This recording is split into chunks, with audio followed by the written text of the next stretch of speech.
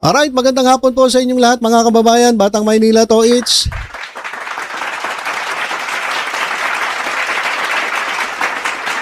Grabe mga kababayan pinuputakte si Yorme Isko Moreno ng mga DDS. Grabe, kabi-kabila yung mga banat kay Yorme. Dahil po dun sa nangyaring interview sa kanya dun sa Vox Populi. Ay, hindi pala, Vox Populi tuloy. Vox Populi ng Banateros. Kasi mga kababayan, yung mga DDS po nag-iyakan. Talaga naman pong nag-iyakan dahil sila po ay nabutata, sila po ay nasupalpal. Dahil yung hinihintay nilang sagot, yung gusto nilang isagot ni Yorme, hindi nila nakuha. Ang dami nilang tanong. Hindi nila mahuli-huli si Yorme.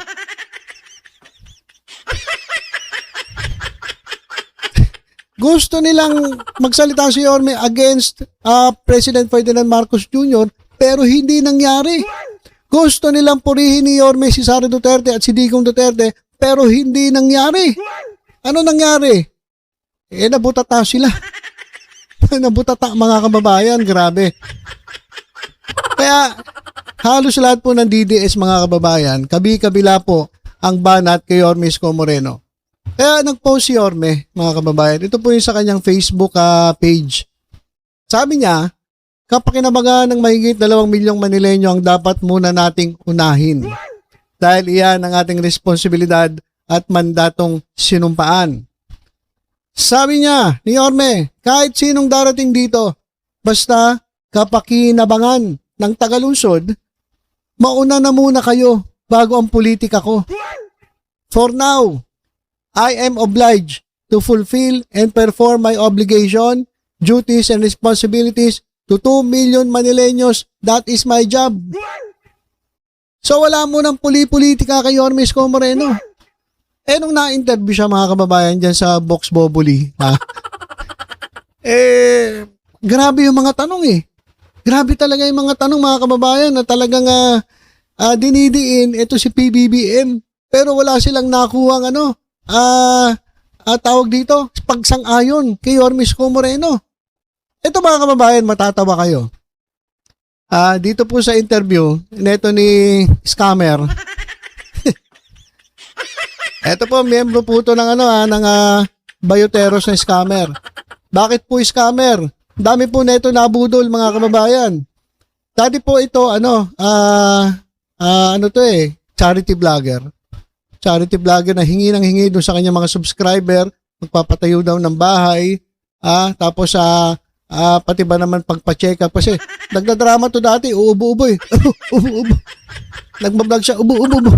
Sabi tuloy ng mga subscriber niya, sir, baka gusto niya na magpa-check up kasi mukhang inuubo, malala na yung ubo niyo. Sabi niya, ubo. Wala po akong ubo. Pampa-check up Sabing ganyan. Walang pampa-check up? Kumikita ka na sa YouTube nun. Laki na lang kinikita mo dyan sa sa iyong charity vlogger ko, no? So, sabi, baka pwede naman, padala nyo ako 5,000 pampa-check up. Walang nga. Kapal na mukha na ito, mga kababayan. Pinapakita ko lang sa inyo yung background para makilala nyo to. At pagkatapos po nun, nang hingi pa ng motor, ang walang hiya. Ang kapal talaga ng mukha na ito, hinayupak na ito. Tapos yung bahay na pinapagawa, dami na niyang nakolekta, ni hindi man lang napalitadahan yung bahay. Anak ng teteng talaga. Tapos ito pa matindi. Ito matindi mga kababayan Nung kami po ay tagapagtanggol ng TBJ. Alam niyo naman yung nangyari sa TBJ, di ba? Inagaw yung Itbulaga sa kanila. At buti na lang po nabalik. So, noong mga panahon na nandyan po kami sa TBJ, etong si Jay Guevara, ito si Scammer, alam nyo ba mga kababayan, nang hihingi pa yan ng pamasahe papunta sa Itbulaga. Alam nyo sa nanghihingi? Sa Facebook page. Doon, nagko-comment. Nangongolekta ron. Ang kapal na mukha, nangungutang, pautang daw ng 200, 300 pamasahe. Grabe to mga kababayan. Kaya nung napunta dyan sa Bioteros, sa tingin ko naman kumita naman ito. Siyempre, meron silang programa. Ewan ko lang kung may mga na-scam pa rin to. So siya yung nagtanong kay Yorme. Siya yung nagtanong kay Yorme tungkol sa di umano pagnanakaw daw ni Pangulong Bongbong Marcos. Pakinggan ninyo mga kababayan kung paano supalpalin ni Yorme etong si J. Guevara. Kaya sabi ko sa inyo, galit na galit mga DDS eh. Galit na galit mga DDS, sa totoo lang. Dahil dito sa sa mga pinaggagawa nila na talagang gusto nilang matrap si Yorme, pero sila yung natrap. Mga bugo kasi.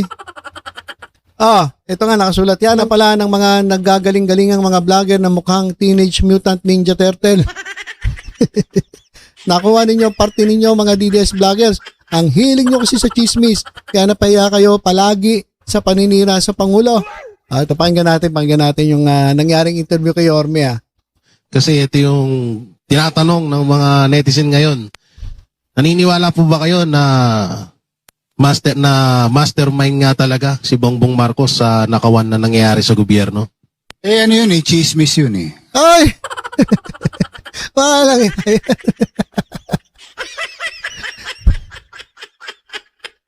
Chismis. Ano nangyari, J. Guevara? Chismis lang pala sinasabi mo eh. Ano raw, mastermind daw sa pagnanakaw. Sabi ni Yorme, chismis. Wala nga, chismis lang pala yan. Alam nyo mga kababayan, dito siguro galit na galit yung mga DDS. Na gusto talaga idiin si Pangulong Bongbong Marcos, siraan si Presidente Bongbong Marcos. Kaya sinasabi nila, siya ang mastermind ng mga nakawan. Sabi ni Yorme, chismis yun. Walang iya kayo mga banateros kayo. Makachismoso pala kayo. Ulitin natin Ang galing ng pasok ni Yorme. Grabe mga kababayan eh. Ulitin natin konti. Ganda-ganda pa ng tanong na ito ni scammer eh. Kala niya talagang may makukuha siyang, kasi maganda yung tanong eh.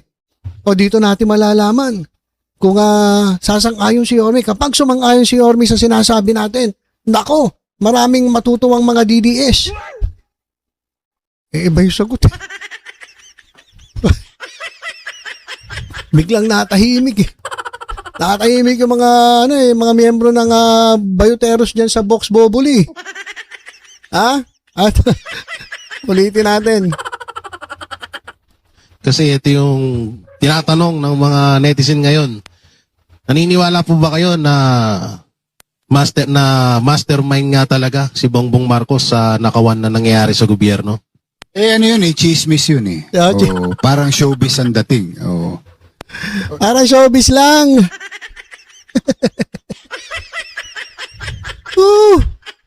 Kaya kayo mga DDS.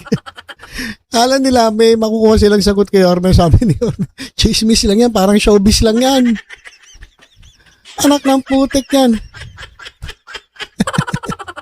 Tapos yung para sa akin, wala akong makita na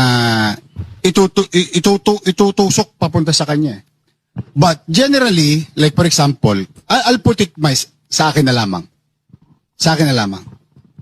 Halimbawa lang, isang department head ko. Dahil sa department head ko may bureau. May nangalawit. Katulad kahapon, may nag-text sa akin. Kinutongan na clamping, ang bayad 900, inoperan sa 600. Walang resibo. Kilala niyo yun. Kilala niyo yung nag-text sa akin na yun. Kilala siyang personality. Immediately siniyasat ko. Tapos ano ngayon? Tigpak. Kasi totoo yung reklamo. So sabi ko, pag pinabayaan ko yun, yung simula sa baba, papalo kay Oli papalo sa akin. Ako mananagot as leader. Kasi under sila sa executive. Aakuin mo. Aakuin mo yung responsibilidad. Ganun ako. Pero yung ipagtuturo ko yung ibang tao, hindi ko titingnan ang sarili ko, baka mamaya maligaw tayo ng landas. May kasalanan ba si President Marcos? Ako tingin ko wala. Sa ngayon. Kasi wala namang ebidensya eh. Oh. Ano nga yan, Jay Guevara? Ano nga yun, mga didilis, mga bayuteros? Ano banat bay? Ano Coach Oli? Ano Boss Dada? Ano bingot? Ano nangyari sa'yo, Ngongo? Bigla kayo natahimik. Yung ibinibintang ninyo, na ang Pangulo ay mastermind sa mga nakawanan na nangyari sa gobyerno, para kay Yorme Isko Moreno, chismis lang. Bakit chismis? Kasi wala nga resibo eh. Puro dakdak lang. Wala resibo, wala ebidensya eh. O di natahimik. Natahimik yung mga didilis eh. Chismis lang. Kwento-kwento lang.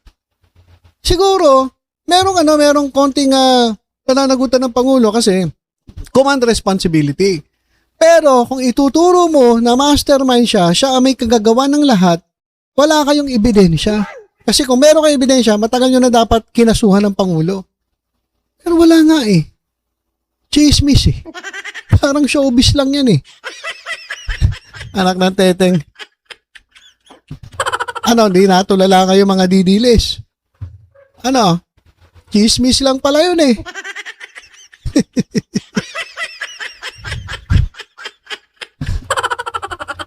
Ayan yung kanilang plan C. Di ba sabi ni Sara Duterte? In our lives, there is a plan A, a plan B, a plan C, and a plan D. Di ba sabi niya? Yung plan C, ayan yung plan C. Ano yung plan C? Chismis. Magkalat ang chismis. Siraan ng Pangulo. Ayun yung plan C. Eto pa mga kababayan. Ito yung plan B. Alam niyo ba yung plan B? Ito yung plan B ha. Ito yung plan B. Ito yung plan B. Putek, ito pala ang plan B. Sa 2028 mga kababayan, Robin Padilla for Vice President, Baste Duterte for President. Ito raw ang best tandem sa 2028 election. Ayan. Plan B, si Baba at ang Bobo. Ano ba yan? Si Baba at ang Bobo sa 2028. Binabasa ko lang yan, baka magalit ka. Si Baba at si Bobo sa 2028. Ano raw? Ito, robust. Robust. Parang ito yung pinopromote ni pinopromote ni Tulpo robust.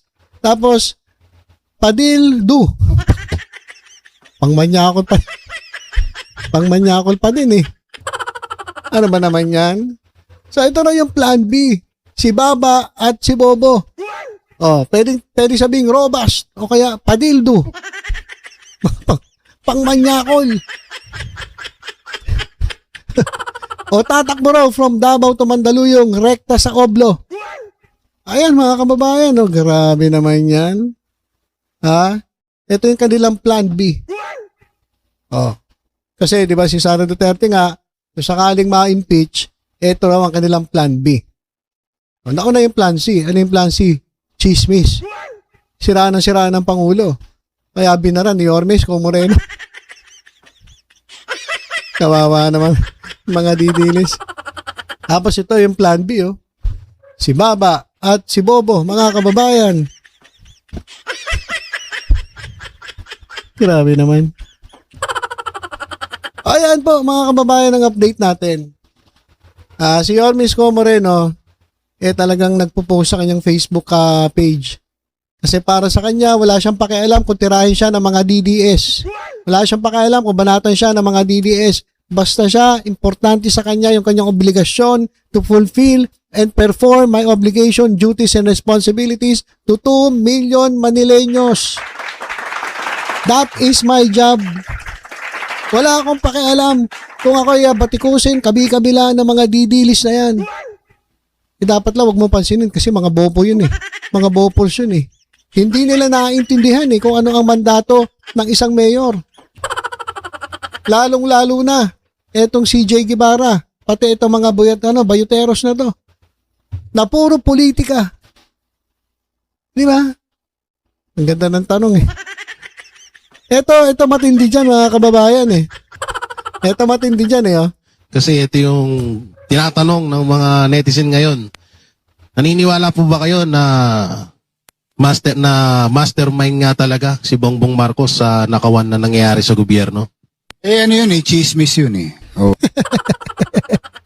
Ay, naka. Chismis. Chismis yun eh. Alam niyo mga kababayan, eto kasi si Ormes Co. Moreno, siguro hindi nila na-screen maigi. Hindi katulad si Sara Duterte. Sara Duterte kasi may script eh. Di ba? Minsan nga hindi nga sinasagot niya. Sabi niya, wala naman sa script to eh. Sabi ni Sara, wala naman dito to eh. Bakit niyo tinatanong yun dito? Wala naman dito. So ito si Ormes Co. Moreno, malamang talagang kahit anong ikot nila eh. Kahit anong mga tanong nila, hindi nila nagiba si Isko. Kasi matalino si Isko eh.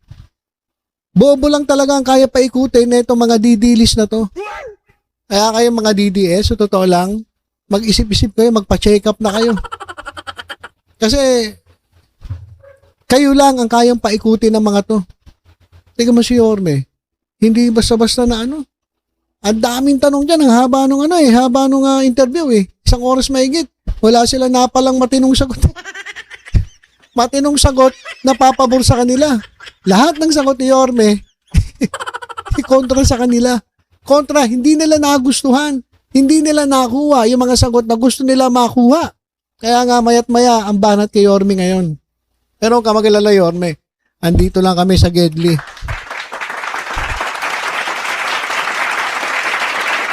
Kaya kayo mga didilis kayo, kahit kailan talaga ang bobopols ninyo.